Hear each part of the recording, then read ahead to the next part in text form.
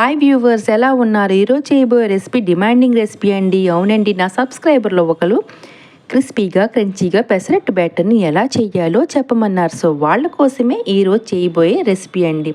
So బ్యాటర్ని ready చేయడానికి ముందుగుండా ఒక గ్లాసు పెసలను తీసుకొని అదే గ్లాస్తోని 2 గ్లాసులు రైస్ తీసుకొని ఒకే బౌల్లో వేసుకొని 1కి 3 సార్లు బాగా క్లీన్ చేసుకోవాలి. ఇలా క్లీన్ చేసుకుంటే డస్ట్ పార్టికల్స్ ఏమైనా ఉంటే అవి పోతాయి కదా. సో ఈ విధంగా చక్కగా వాష్ చేసుకొని పక్కన పెట్టుకోవాలి. ఇప్పుడు దీని నిండా వాటర్ వేసుకొని 4 గంటల పాటు నాననివ్వాలి. ఇలా 4 గంటలు నానబెడితే దోశ అనేది చక్కగా వస్తుంది.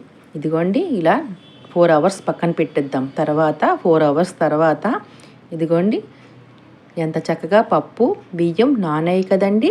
ఇప్పుడు మిక్సర్ జార్లోని వేసేసి ఒక మెత్తటి పేస్ట్ని రెడీ చేసుకోవాలి.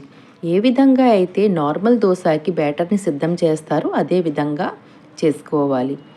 ఇలా మిక్సర్ జార్లో వేసి ఫైన్ పేస్ట్ని ప్రిపేర్ చేసుకోవాలి. బరకగా లేకుండా మెత్తగా పేస్ట్ అయిపోవాలి. తర్వాత ఒక బౌల్లో తీసుకొని ఇలా పసుపు, కొద్దిగా టేస్ట్ సరిపోయినంత సాల్ట్ని వేసుకొని బాగా మిక్స్ చేసుకోవాలి.